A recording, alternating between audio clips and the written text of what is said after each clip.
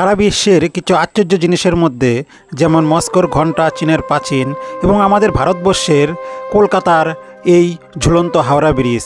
এই ভিডিও দেখতে হলে স্কিপ না করে পুরোটা দেখতে থাকুন, তাহলেই এর অজানা রহস্য আপনারা জানতে পারবেন। Welcome to my channel. আজকে এক নতুন ব্লগ নিয়ে তোমাদের সামনে চলে এসেছি আমি কৃষ্ণ।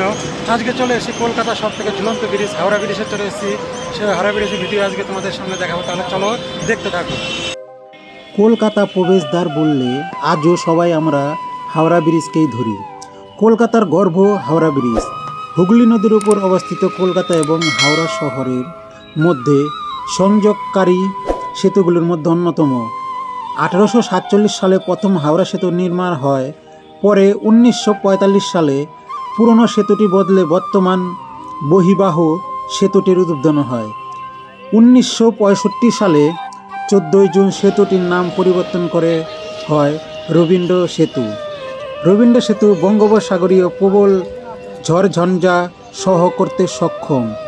এই সেতু দিয়ে দৈনিক 80,000 যানবাহন এবং প্রায় 10 লক্ষ পথচারী মানুষ চলাচল করেন। এই জাতীয় সেতুগুলির মধ্যে রবীন্দ্র সেতু বিশ্বের 6ষ্ঠ বৃহত্তম। নিজেদের বাণিজ্যিক সুবিধার স্বার্থেই হাওড়া ব্রিজ নির্মাণের পরিকল্পনা করেছিল ইংরেজরা। প্রথমে তা ব্যবহার করা হয় বাণিজ্যিক কারণেই, মালবাহী গাড়ি যাতায়াত করার সেতু দিয়ে। সেই সময়ে গঙ্গা নদীতে জাহাজ স্টিমারের যানজট ইংরেজ ব্যবসায়ীদের মাথার ব্যথার কারণ হয়ে দাঁড়িয়েছিল। সেই সমস্যা মেটাতেই গঙ্গার উপরে সেতু নির্মাণের সিদ্ধান্ত নিয়েছিল তারা।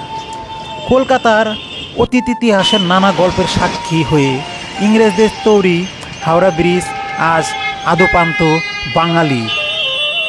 হাওড়া ব্রিজ হুগলি নদীর ওপর অবস্থিত বড় খিলানযুক্ত একটি ঝুলন্ত সেতু।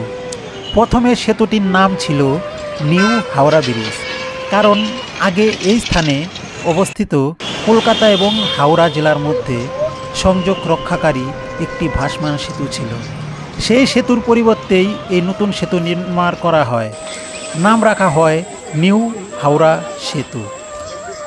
কবিগুরু রবীন্দ্রনাথ ঠাকুরের নামানুসারে 1965 সালে সেতুটির নাম পরিবর্তন করে রাখা হয় রবীন্দ্র সেতু।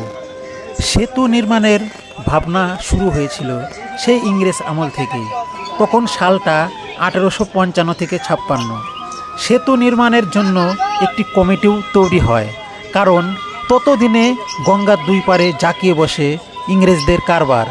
তৈরি হয়েছিল নতুন নতুন কারখানা, তাই হাওড়া কলকাতার জন্য একটি সেতুর দরকার পড়ে।